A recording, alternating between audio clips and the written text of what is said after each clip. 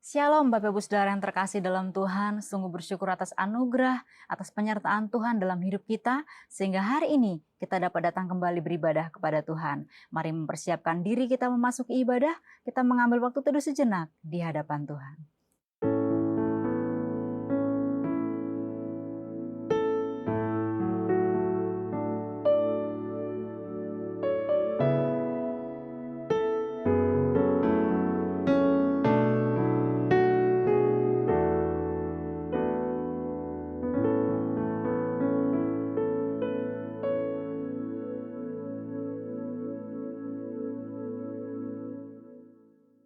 Saat teduh selesai, mari kita berdiri bersama-sama, kita menyanyikan pujian dan hormat bagi Bapa Sorga. Hormat bagi Bapa Sorga.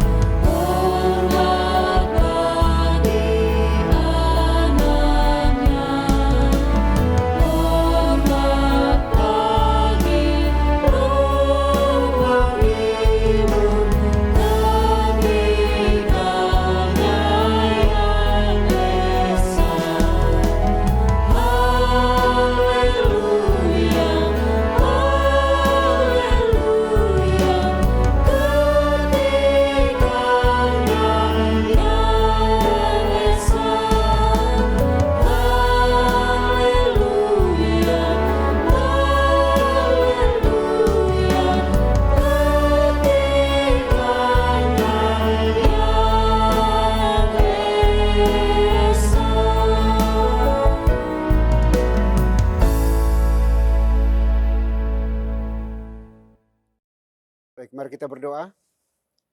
Pertolongan kita dalam ibadah ini, biarlah jadi di dalam nama Bapa, di dalam nama Putra, dan di dalam nama Roh Kudus. Haleluya. Amin. Mari bersama-sama kita menaikkan pujian bagi Tuhan, sebab Tuhan kita adalah Tuhan yang besar. Bersama-sama kita nyanyikan pujian, How Great Thou Art.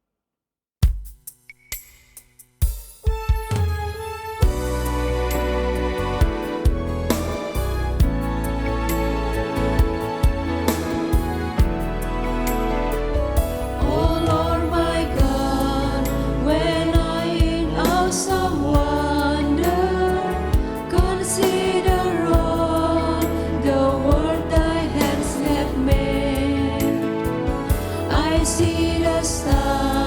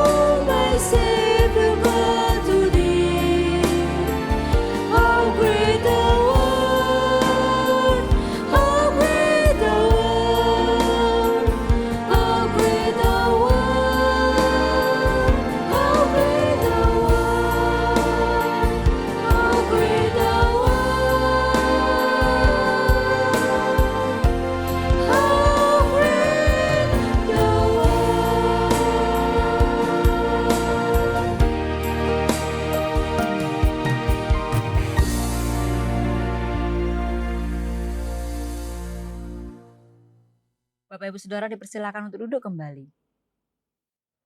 Baik Bapak Ibu Saudara dikasih Tuhan, sebelum jauh melangkah dalam menyembah memuji Tuhan kita pada hari ini, mari kita datang kepada Tuhan dengan rasa sesal dan juga dengan rasa malu dan dengan segala kerendahan hati kita. Mari kita mengakui akan dosa-dosa kita di hadapan Tuhan yang Maha Tahu.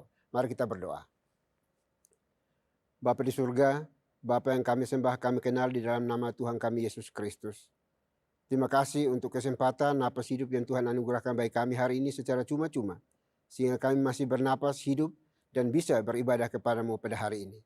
Namun sebelumnya kami mohon belas kasihan-Mu, ampuni kami dari setiap dosa, kesalahan, kebobrokan, kenajisan, pemberontakan, ketidaksetiaan, kemunafikan yang kami lakukan terhadap Engkau dan juga terhadap sesama kami. Kami mohon belas kasihan-Mu, ampuni kami, kasihani kami semua ya Bapa, yang mengaku dosanya dengan tulus, jujur, ikhlas pada hari ini dari hati kami masing-masing.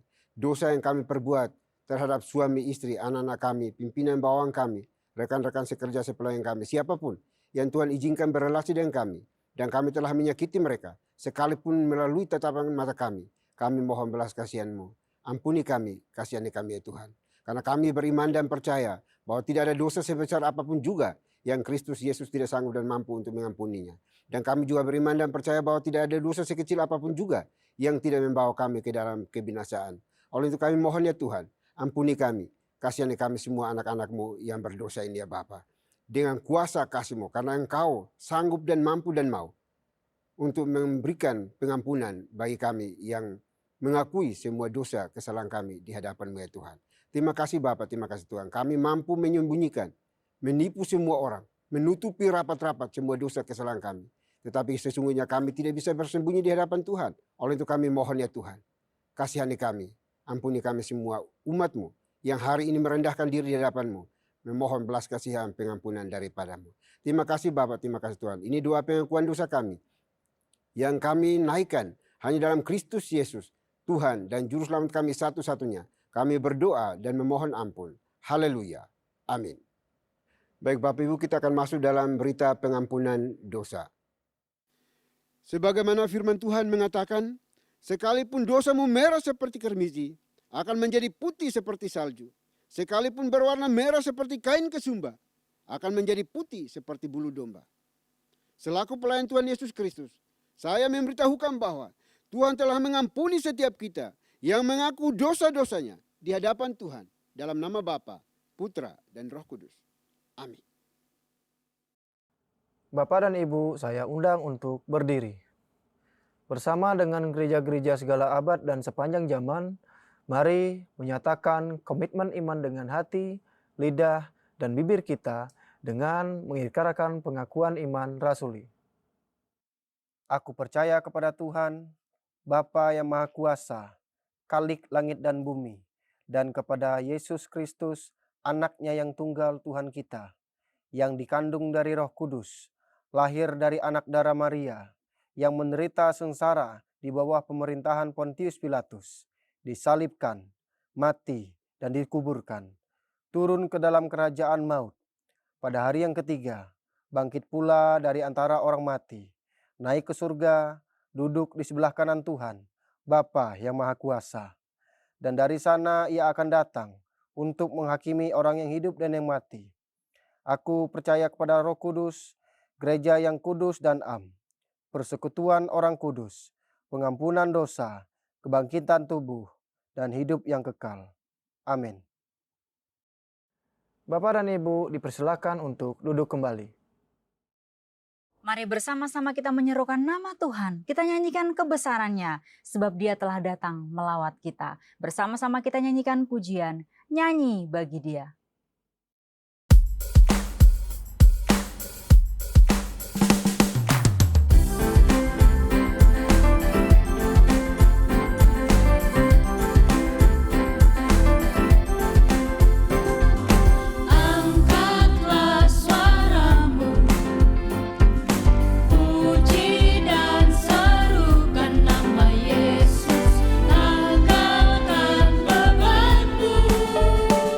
Tak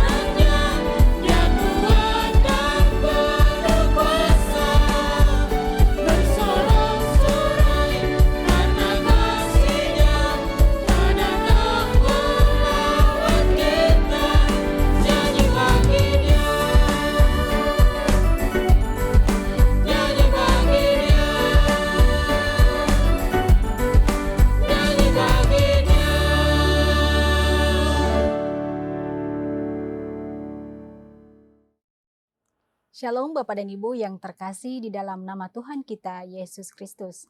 Saya mengundang untuk berdiri. Saya akan membawakan Mazmur Tuhan yang diambil dari nomor 135 ayat 8 sampai dengan 14.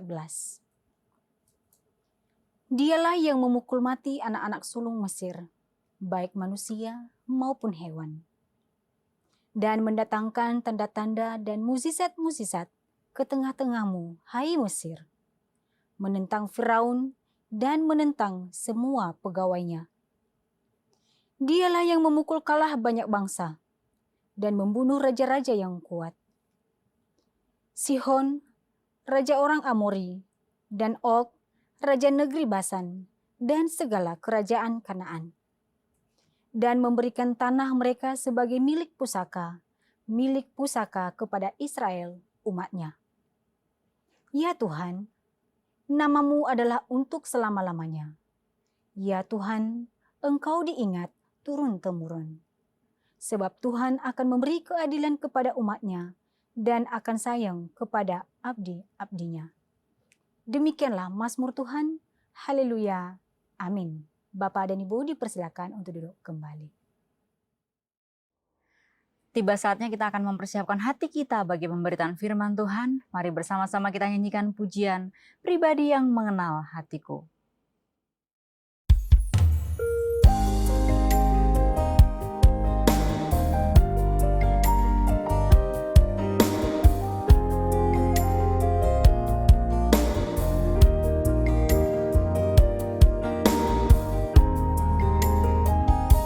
Seperti rusa yang haus, rindu aliran sungaimu.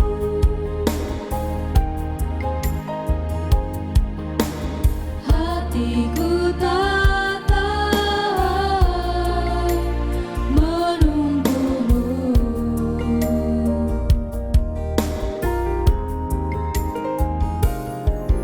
Bagai tanah gersang menanti datangnya hujan, begitu pun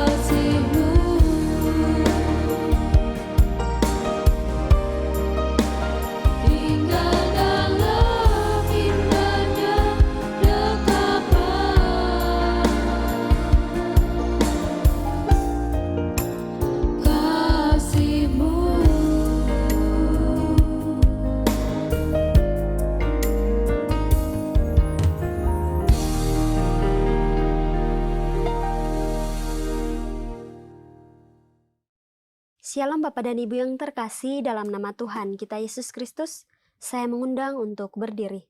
Saya akan membacakan firman Tuhan yang diambil dari Efesus pasal 5 ayat 8. Memang dahulu kamu adalah kegelapan, tetapi sekarang kamu adalah terang di dalam Tuhan. Sebab itu, hiduplah sebagai anak-anak terang. Demikianlah firman Tuhan. Haleluya. Amin. Bapak dan Ibu dipersilakan untuk duduk kembali. Salam Bapak Ibu yang dikasihi oleh Tuhan, sebelum kita merenungkan firman Tuhan, mari kita datang dalam doa. Bapa kami yang bertata dalam kerajaan surga, kami datang kepadamu ya Tuhan. Saat sekarang ini kami mempersiapkan diri kami untuk bersama-sama mendengarkan firman-Mu. Kami berdoa kiranya Tuhan menolong kami, memberi kami kemampuan untuk mendengar, menyerap, dan menelaah, serta merenungkannya di dalam hati dan pikiran kami, supaya firman-Mu hari ini boleh menjadi berkat, menjadi pesan yang membangun kekuatan dan keyakinan iman kami kepada Tuhan. Terima kasih Tuhan, waktu pemberitaan firman dari awal sampai kepada akhirnya, kami mohon berkat dan pertolongan dari Tuhan. Di dalam nama Tuhan Yesus Kristus kami berdoa. Amin. Bapak Ibu yang dikasihi oleh Tuhan, pada hari ini, setelah kita mendengarkan pembacaan firman Tuhan yang diambil dari surat Efesus pasal 5 ayat ke-8, kita mau merenungkan firman Tuhan ini dengan tema dipanggil untuk memantulkan kemuliaannya. Dipanggil untuk memantulkan kemuliaannya. Bapak Ibu Saudaraku yang dikasihi oleh Tuhan, surat Efesus ini ditulis oleh Rasul Paulus. Para penafsir sepakat ketika itu Paulus berada di dalam penjara di kota Roma oleh karena pekerjaannya memberitakan Injil. Informasi mengenai itu dapat kita telusuri melalui pasal 3 ayat 1, pasal 4 ayat 1, dan pasal 6 ayat 20. Bapak Ibu yang dikasihi oleh Tuhan, surat ini sesungguhnya bernuansa seperti surat edaran. Tentu saja ditulis beberapa rangkap dan Paulus menggunakan seorang kurir utusan untuk mengirimkan surat ini kepada umat Tuhan atau anggota gereja Tuhan yang berada di kota Efesus, yaitu melalui seorang utusan yang bernama Tikhikus. Itu bisa kita ketahui dari pasal 6 ayat 21 atau di surat Kolose pasal 4 ayat yang ke-7. Paulus mengirimkan surat itu secara khusus kepada umat Tuhan di gereja Efesus, tetapi surat duplikasinya juga dikirim kepada umat Tuhan yang tersebar di wilayah provinsi Asia. Sehingga surat Efesus ini berisi tentang sebuah anjuran yang oleh Rasul Paulus ingin ditekankan supaya umat Tuhan di wilayah provinsi Asia itu semuanya hidup di dalam kekudusan, menjaga perilaku hidupnya supaya tidak tercemar oleh berbagai macam rupa-rupa dosa yang menjadi gaya hidup orang di sekitar gereja itu. Oleh karena itu Bapak Ibu yang dikasihi oleh Tuhan, saya ingin meringkaskan bahwa melalui pembacaan ayat ini sesungguhnya Paulus sedang menyampaikan atau sedang mengingatkan umat Tuhan, khususnya yang ada di kota Efesus itu tentang 3 hal yang sangat fundamental, dan ini baik untuk kita renungkan bersama-sama pada saat hari ini. Yang pertama, sesungguhnya Paulus ingin mengingatkan umat Tuhan agar mereka sadar bahwa hidup mereka dahulunya adalah orang-orang yang hidup di dalam kegelapan. Ya. Hal ini bisa kita lihat kalau kita membaca di ayat 3 sampai dengan ayat 6, Paulus mendefinisikan tentang kehidupan dalam gelap itu nyata dalam perilaku kehidupan. Misalnya disebutkan di sana ada percabulan, ada rupa-rupa kecemaran, ada keserakahan, ada perkataan yang kotor, ada perkataan yang kosong, ada sikap sembrono, ada perilaku seperti sundal, hidupnya cemar, hidupnya serakah, dan kata-katanya hampa. Ya, seperti itu Paulus mendefinisikan tentang perilaku hidup mereka sebelum mereka menjadi orang-orang yang beriman kepada Tuhan. Nah, Bapak Ibu yang dikasihi oleh Tuhan, perlu saya sampaikan tentang sedikit latar belakang kota Efesus ini. Kota Efesus sesungguhnya merupakan ibu kota dari provinsi Asia, dan tentu saja ini menjadi sebuah kota yang sedang bertumbuh dan berkembang. Para penafsir memperkirakan bahwa jumlah penduduk di kota Efesus ini ada kurang lebih 250.000 jiwa. Ini merupakan sebuah jumlah yang sangat besar untuk ukuran sebuah kota di masa yang lalu itu. Sehingga bisa dikatakan bahwa Efesus sesungguhnya adalah sebuah kota metropolitan pada zamannya. Dan kalau kita berbicara tentang kehidupan orang di dalam kota metropolitan, tentu kita bisa membandingkan dengan kota-kota besar yang ada di negeri kita. Bagaimana orang hidup di kota Jakarta, di Medan, di Surabaya tentu berbeda dengan orang-orang yang hidup di pedesaan-pedesaan yang jauh dari lingkungan perkotaan. Nah, Bapak Ibu yang dikasih oleh Tuhan, di dalam kota Efesus itu ada satu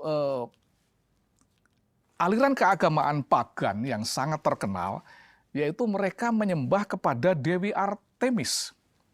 Dan penyembahan terhadap Dewi Artemis ini diikuti dengan sebuah ritual-ritual dalam bentuk prostitusi di kuil. Dan itu sebabnya kota Efesus sangat permisif terhadap perilaku seksual yang bebas ini.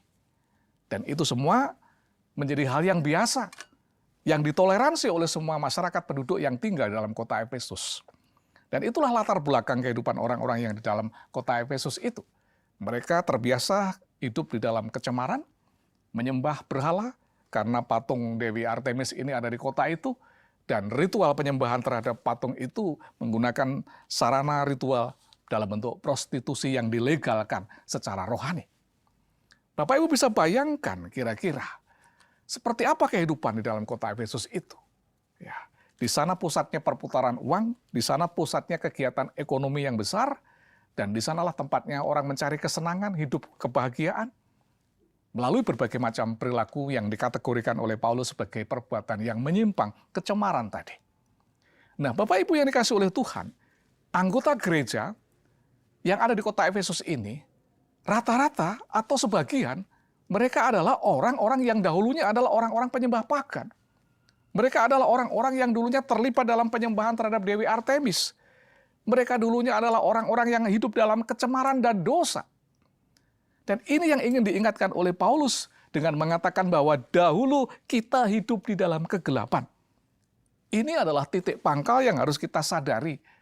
Bahwa sebelum kita mengenal Tuhan Yesus Kristus, sebelum kita menerima anugerah dari Tuhan kita, Yesus Kristus, sesungguhnya kita semua dulu adalah orang-orang yang tidak berkenan, yang masih hidup di dalam kegelapan.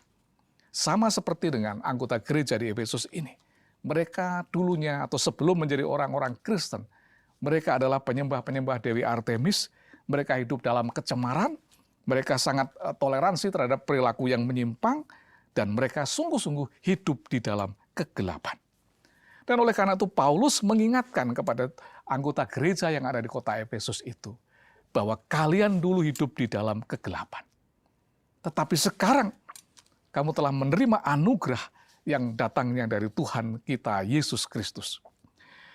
Orang-orang Kristen yang ada di kota Efesus ini sesungguhnya menyadari bahwa mereka sekarang sedang terpisah. Mereka tidak lagi harus hidup di dalam gelimang dosa. Mereka harus hidup dalam kemandirian dengan ajaran yang berbeda. Karena mereka telah menerima pemberitaan firman Tuhan, khususnya melalui Rasul Paulus dan tim pelayanan penginjilannya. Oleh karena itu Bapak Ibu yang dikasih oleh Tuhan, setiap orang memang perlu menyadari bahwa betapa luar biasanya ketika seseorang menerima anugerah dari Tuhan itu. Dengan mengingat ke belakang bahwa dahulu kita pernah hidup di dalam kegelapan. Dan tentu kita bisa merasakan perbedaannya, ya, suasananya, dan hal-hal positif apa yang sedang kita nikmati di saat sekarang dibandingkan ketika dahulu kita hidup di dalam kegelapan. Paulus menegaskan itu dengan mengatakan bahwa memang dahulu kamu adalah kegelapan. Dan yang kedua yang ingin diingatkan oleh Paulus kepada umat Tuhan yang ada di kota Efesus ini adalah, dikatakan di ayat itu, sekarang kita sebagai anak-anak terang di dalam Tuhan. Tetapi sekarang kamu adalah terang di dalam Tuhan. Artinya, orang-orang yang terhimpun menjadi anggota gereja di Efesus itu, mereka telah mengalami sebuah transformasi besar dalam kehidupannya. Dahulu mereka hidup di dalam kegelapan, tetapi sekarang mereka disebut sebagai anak-anak terang. Dan oleh karena itu harus ada perbedaan yang signifikan dalam perilaku hidup, dalam gaya hidup, dan dalam seluruh seluk-beluk kehidupan mereka. Jelas ada perbedaannya yang dahulu dalam kegelapan dan yang sekarang sebagai anak-anak terang itu. Kita bisa melihat itu kalau kita membaca di ayat 18-21 dari surat Efesus pasal yang kelima itu. Di sana Paulus menjelaskan beberapa hal yang menjadi ciri khas bahwa seseorang telah hidup sebagai anak-anak terang. Di antaranya di ayat 18 itu Paulus mengatakan bahwa hendaklah engkau penuh dengan roh, jangan mabuk oleh anggur. Artinya orang yang hidup di dalam terang Tuhan, mereka harus hidup dalam kepenuhan Roh Kudus. Ya, bukan kepenuhan karena mabuk oleh anggur, tetapi harus dipenuhi oleh Roh Kudus. Dan yang menarik Bapak Ibu yang dikasihi oleh Tuhan, kata dipenuhi Roh Kudus ini dalam teks asli bahasa Yunani Perjanjian Baru kita, dari kata pleroste, itu mengandung pengertian bahwa orang itu harus dipenuhi berkali-kali. Artinya peristiwa kepenuhan Roh Kudus itu harus berlangsung terus-menerus dalam kehidupan orang itu. Karena dengan dipenuhi oleh Roh Kudus itu seluruh kendali kehidupannya, hati dan pikirannya semua berada di bawah kontrol Roh Kudus. Dan jika hidup kita dikendalikan oleh Roh Kudus, maka ekspresi perilaku kehidupan kita tentu akan mencerminkan sifat-sifat kekudusan sebagaimana Roh Kudus yang kudus itu sendiri. Nah, oleh karena itu, Bapak Ibu dikasihi Tuhan, anak-anak Tuhan harus senantiasa mengalami pembaharuan di dalam kehidupannya. Harus senantiasa berdoa dan meminta agar Roh Kudus itu memenuhi dalam kehidupannya bukan temporer, tetapi seterusnya. Berlangsung terus-menerus dipenuhi dalam kehidupan kita, supaya tidak ada celah, tidak ada ruang bagi roh jahat untuk mengisi ruang dalam alam pikiran maupun dalam perasaan dan hati kita. Supaya Roh Kuduslah yang mengendalikan hidup kita, dan inilah tandanya bahwa kita hidup sebagai anak-anak terang. Yang berikutnya, di ayat 19, Paulus menyimpulkan bahwa orang yang hidup di dalam terang, ia akan memiliki perkataan yang penuh dengan pujian atau mazmur. Perkataannya senantiasa membawa aura yang positif. Perkataannya membuat orang yang mendengarkannya menjadi terhibur dan dikuatkan. Perkataannya bukan ungkapan-ungkapan yang memaki. Perkataannya bukanlah kata-kata yang bisa menyakiti perasaan orang lain. Perkataannya bukanlah kata-kata yang bisa melemahkan orang lain. Tetapi senantiasa bisa membangun orang yang lemah menjadi kuat. Orang yang sedang kehilangan harapan bisa dipulihkan ketika dia bercakap-cakap dengan orang yang hidup di dalam terang ini. Sehingga orang yang hidup di dalam terang memiliki ciri khas bahwa setiap perkataannya selalu positif. Selalu bermuara untuk kemuliaan nama Tuhan. Kata-katanya tidak ada yang menyebabkan orang lain tersandung. Tetapi kata-katanya selalu mengungkapkan positive thinking di dalam kehidupannya. Membuat orang yang mendengarnya terhibur, dikuatkan, dan mengalami pembaharuan di dalam kehidupannya. Itulah anak-anak yang digambarkan oleh Paulus telah hidup di dalam terang. Lalu kalau kita membaca di ayat yang 20, anak-anak terang ini memiliki kebiasaan atau perilaku yang sangat positif, yaitu selalu mengucap syukur. Bapak Ibu, selalu mengucap syukur itu juga merupakan dampak dari kepenuhan Roh Kudus tadi. Ia akan selalu mampu menerima keadaan apapun di dalam kehidupannya, baik itu keadaan yang susah, kondisi sedang tertekan, situasi yang sedang sulit dalam kehidupannya. Dalam segala keadaan pun dia tetap bisa memiliki ruang untuk mengucap syukur kepada Tuhan. Karena setiap peristiwa, setiap kejadian yang kita alami, tentu Tuhan punya rancangan yang baik atas hidup kita. Dan di celah-celah itu semua, orang bisa mengucap syukur kepada Tuhan. Dan inilah tandanya apabila orang itu hidup di dalam terang. Ditandai salah satunya, ia senantiasa bisa mengucap syukur dalam kehidupannya. Tidak melulu mengeluh, ya, tidak menghujat Tuhan, tidak memberontak kepada kasih setia Tuhan. Ya. Hidupnya diwarnai dengan ucapan syukur apapun yang sedang dia hadapi. Ya. Jika Tuhan mengizinkan kita menghadapi kesulitan, jika Tuhan mengizinkan kita menghadapi sakit penyakit, jika Tuhan mengizinkan kita menghadapi kegagalan dalam kehidupan kita, atau bahkan kebangkrutan, atau bahkan kekecewaan dalam hidup kita. Itu adalah bagian daripada dinamika hidup, di mana kita sedang diuji kesabaran kita, agar kita tetap bisa mengucap syukur kepada Tuhan yang telah menganugerahkan kehidupan kepada kita. Dengan mengucap syukur itu, artinya kita menghargai bahwa Tuhan punya rancangan yang besar di dalam kehidupan kita.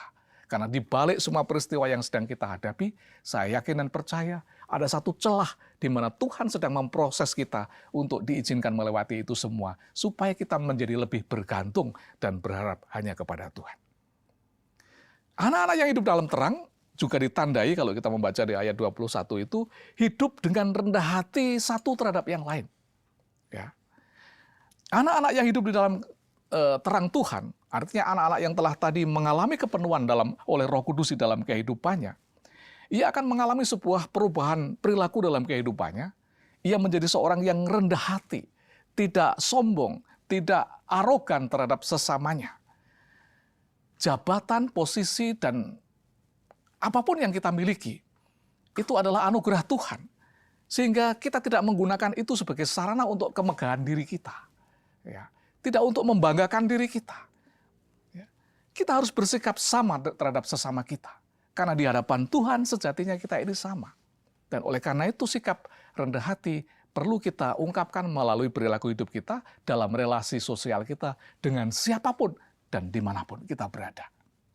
Sungguh luar biasa apabila kita bisa menunjukkan sikap dan perilaku sebagai seorang yang rendah hati itu. Karena orang yang rendah hati itu tidak datang dengan sendirinya, melainkan melalui proses di mana kita harus meminta Roh Kudus menguasai hati dan pikiran kita. Dalam kendali Roh Kudus itulah kita bisa hidup dengan rendah hati. Ya. Pencapaian prestasi keberhasilan kita jangan sampai membuat kita terlena dan mengubah perilaku dan perangai kita. Karena semuanya itu adalah pemberian Tuhan.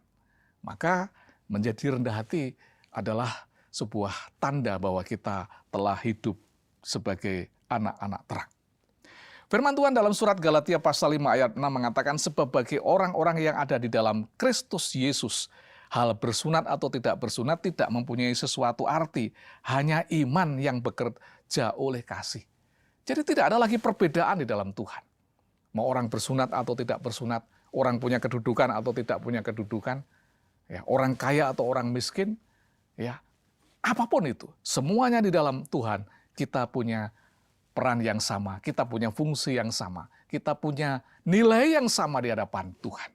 Yang membedakan hanyalah apakah kita hidup sebagai orang terang atau kita hidup sebagai orang kegelapan. Maka menjadi anak terang adalah pilihan kita bersama-sama. Yang ketiga, Bapak Ibu yang dikasihi oleh Tuhan, apa yang ingin Paulus ingatkan kepada umat Tuhan, anggota gereja yang ada di Efesus khususnya, dan yang bisa kita renungkan pada saat sekarang ini.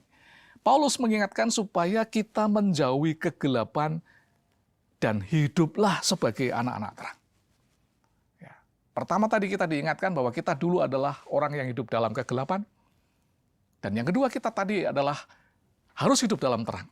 Maka kesimpulannya kita harus menjauhi kegelapan itu dan mengambil pilihan hidup sebagai anak-anak terang. Paulus dalam suratnya kepada umat Tuhan yang ada di Tesalonika, khususnya di surat 1 Tesalonika pasal 5 ayat 5, berkata bahwa karena kamu semua adalah anak-anak terang dan anak-anak siang, kita bukanlah orang-orang malam atau orang-orang kegelapan. Ya. Maka sekarang supaya dapat menjauhi hidup dalam kegelapan, otomatis kita mesti harus memilih hidup di dalam terang. Ayat ini ingin menegaskan kepada kita bahwa kita perlu membuat sebuah batas yang jelas antara yang hidup dalam kegelapan dan hidup dalam terang. Garis batas itulah kita yang menentukan. Ya. Karena kita yang menyadari akan pentingnya garis batas itu, supaya kita tidak melanggar, dan kita tahu diri, tetap memproteksi diri kita sendiri dengan mohon pimpinan Tuhan, supaya kita tidak terjerumus jatuh di dalam kegelapan. Firman Tuhan di surat 1 Petrus pasal 1 ayat 16 tegas firman Tuhan mengatakan, kuduslah kamu sebab aku kudus. Tuhan itu kudus. Itu sebabnya orang yang hidup di dalam areanya Tuhan, ia harus hidup di dalam kekudusan. Sebaliknya, di luar batas kekudusan itu adalah orang yang hidup di dalam kegelapan. Maka kita harus menentukan batas hidup kita sendiri. Kita sendiri yang menentukannya. Kapan saya harus berada di dalam terang itu? Dan sampai batas mana kami harus berjalan supaya kami tidak bersinggungan dengan yang kegelapan itu. Itu adalah pilihan kita, saudara-saudara. Oleh karena itu benar kata Rasul Paulus, maka hendaklah engkau penuh dengan Roh Kudus. Karena Roh Kudus itulah yang akan memandu perjalanan hidup kita supaya kita tetap hidup di dalam terang Tuhan. Dan kita menjadi anak-anak Tuhan. Bapak Ibu yang dikasihi oleh Tuhan, kita harus mengingat bahwa kita semua dipanggil untuk memantulkan kemuliaannya. Artinya kita harus mengekspresikan perilaku hidup yang mencerminkan perilaku Tuhan Yesus Kristus yang ada dan hidup di dalam kehidupan kita ini. Maka kita mesti harus sadar bahwa dulu kita orang yang tinggal dalam kegelapan, yang sekarang sedang beralih menuju kepada terang, dan kita harus menjaga jarak agar kita tetap hidup di dalam terang. Dengan demikian, kita akan dapat memantulkan kemuliaan Kristus itu melalui perilaku kehidupan kita sehari-hari. Sehingga hidup kita bisa menerangi dan memancarkan cahaya terang bagi mereka yang masih hidup di dalam kegelapan. Kiranya Tuhan memberkati Bapak Ibu semuanya melalui perenungan firman Tuhan pada saat hari ini. Tuhan Yesus memberkati. Amin. Mari kita berdoa. Bapa kami yang di surga, kami mengucap syukur kepadamu ya Tuhan. Firman-Mu hari ini boleh mengingatkan kami semua. Kami sadar sebelum kami menerima anugerah-Mu, kami dulu hidup di dalam kegelapan. Kami bersinggungan dengan kegelapan. Kami hidup bersama-sama dengan lingkungan yang penuh dengan kegelapan. Tetapi kami bersyukur oleh anugerah-Mu, Tuhan telah memanggil dan menarik kami keluar dari kegelapan itu untuk menerima terang Tuhan di dalam hati kami. Roh Kudus yang telah menerangi hati kami, membuat kami bisa melihat Tuhan hadir di tengah-tengah kehidupan kami untuk menyatakan karya keselamatan dalam hidup kami. Terima kasih ya Tuhan, meteraikan firman-Mu dalam ingatan dan hati kami, supaya kami bisa menjaga jarak kehidupan kami. Kami tetap hidup dalam terang dan menjauhi semua yang gelap dengan penuh kegelimangan dosa itu. Terima kasih Tuhan, kami mengucap syukur atas firman-Mu hari ini, di dalam nama Tuhan kami Yesus Kristus. Haleluya. Amin. Bapak Ibu Saudara yang terkasih, tiba saatnya kita akan memberikan persembahan. Bapak Ibu dapat memberikan persembahan melalui nomor rekening atau QR yang tertera di layar atas nama Yayasan Moriah. Bersama-sama kita nyanyikan pujian, terima kasih Tuhan.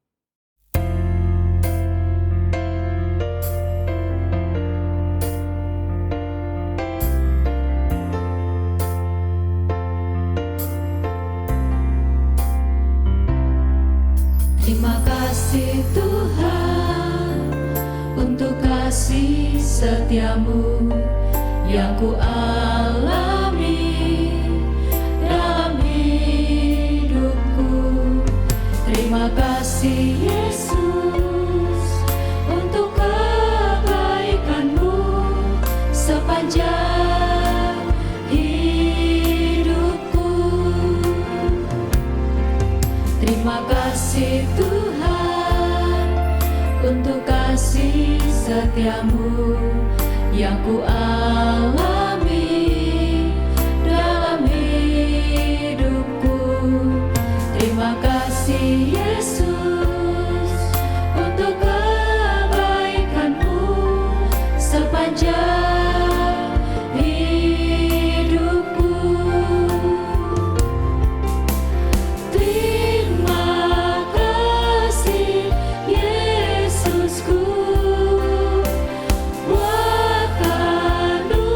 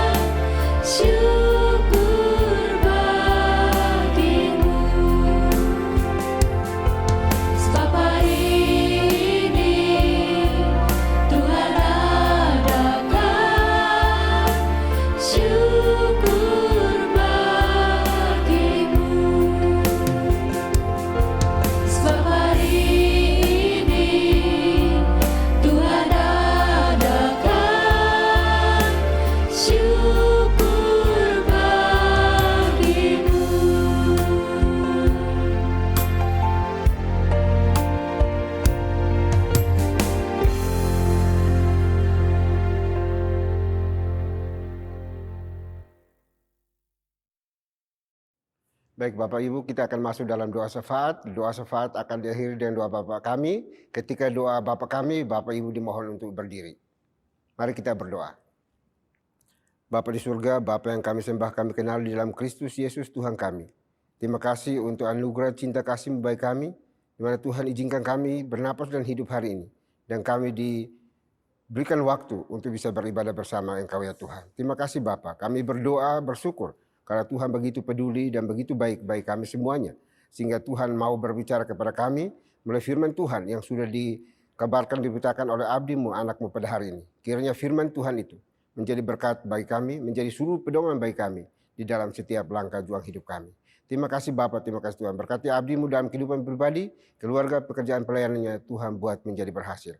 Dan kiranya firman Tuhan ini tidak berlalu begitu saja, melainkan mendapat tempat di hati kami masing-masing, dan lebih daripada itu, mampukan kami untuk melakukannya dengan benar, dengan baik, di dalam setiap langkah juang hidup kami masing-masing pribadi. Terima kasih Bapa, terima kasih Tuhan. Juga berdoa pada saat ini ya Tuhan, menyerahkan gereja ini ke dalam tangan kasih-Mu. Tuhan berkatilah gereja-Mu pada saat ini di berbagai wilayah tempat yang ada di seluruh pelosok tanah air Indonesia. Tuhan Engkau berkati. Supaya apapun yang dilakukan oleh para pelayan Tuhan, abdi-abdi Tuhan, semuanya dilakukan dalam takut akan Engkau ya Tuhan. Firman Tuhan yang disampaikan, dikabarkan, diberitakan pun boleh diresponi dengan benar dan baik, dan boleh menyenangkan dan memuliakan nama-Mu ya Tuhan. Terima kasih Bapa di surga, terima kasih. Kami berdoa untuk seluruh anggota gereja di berbagai wilayah tempat juga. Tuhan berkati mereka semuanya.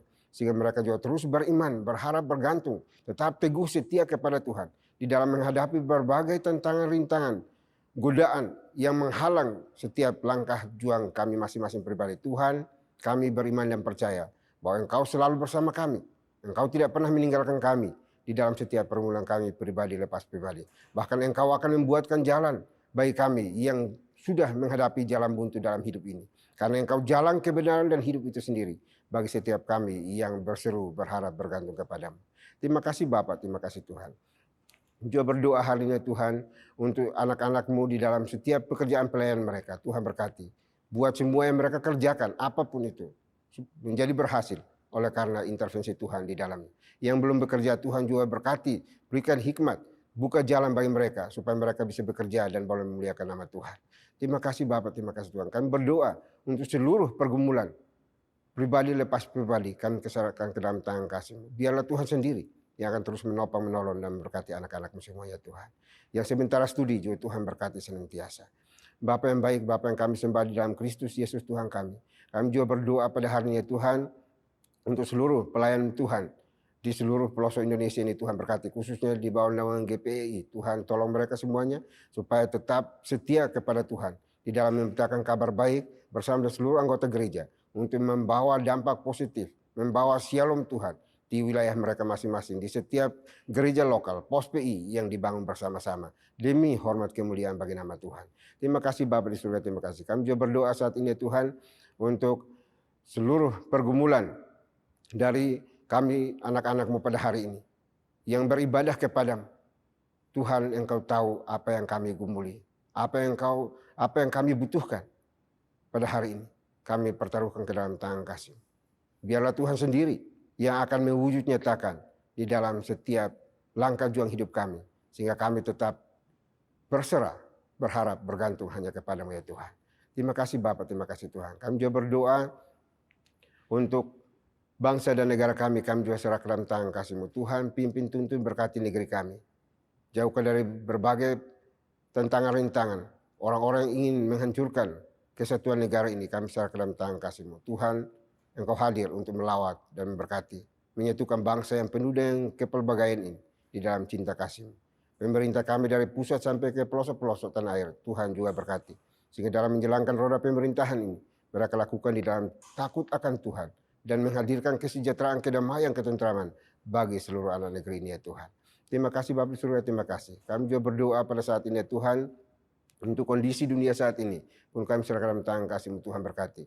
Negara-negara yang masih terus bertikai, kami mohon Tuhan beranugerah bagi mereka, supaya mereka boleh mencapai kesepakatan untuk ada rekonsiliasi bersama di dalam konflik yang dialami ya Tuhan. Sehingga tidak menelan banyak korban di dalam dunia ini ya Tuhan, tetapi terus bangkit dan membawa kesejahteraan bagi seluruh masyarakat negeri ini ya Tuhan, dan juga untuk dunia ini ya Bapa.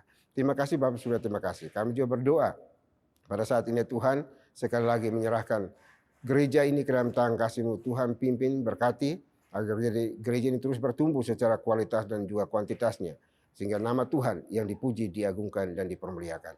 Terima kasih Bapak di surga, terima kasih. Ini doa kami, doa yang jauh dari sempurna. Akan kami akhiri dengan doa yang telah Tuhan Yesus ajarkan kepada kami. Demikian. Bapa kami yang di surga, dikuduskanlah namamu. Datanglah kerajaan-Mu, jadilah kehendak-Mu di bumi seperti di surga. Berikanlah kami pada hari ini makanan kami yang secukupnya. Dan ampunilah kami akan kesalahan kami, seperti kami juga mengampuni orang yang bersalah kepada kami. Dan janganlah membawa kami ke dalam pencobaan, tetapi lepaskanlah kami daripada yang jahat.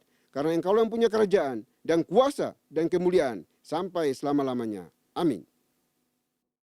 Masih tetap berdiri, kita akan bersama-sama membaca nats pedoman hidup baru yang terambil dari Mazmur nomor 34 ayat 3 dalam hitungan yang ketiga. 1, 2, 3.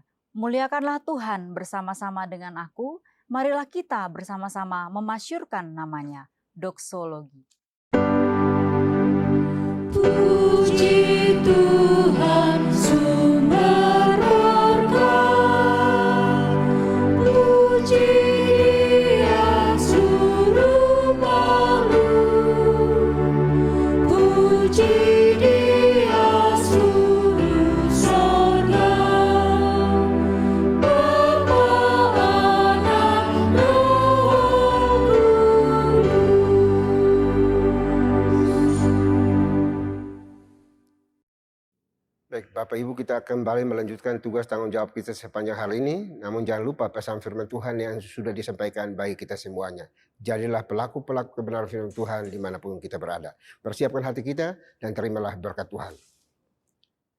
Kiranya anugerah damai sejahtera yang datang dari Bapa di surga, dari Tuhan kita Yesus Kristus, serta penyertaan pimpinan kuasa Roh Kudus, memimpin, menuntun, menyertai kita senantiasa, mulai hari ini sampai selama-lamanya. Amin.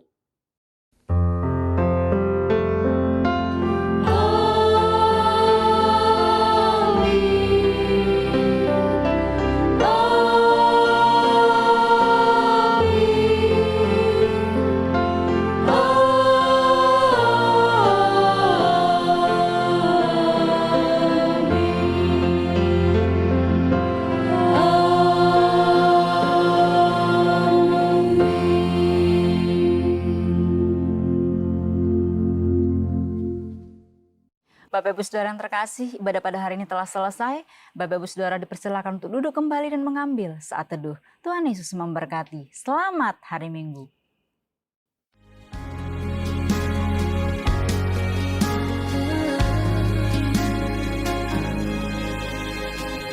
Who makes the sun to rise and bring the earth new life in every being? Jesus, it is you who turns the day to night and watches me as I begin to dream. Jesus, it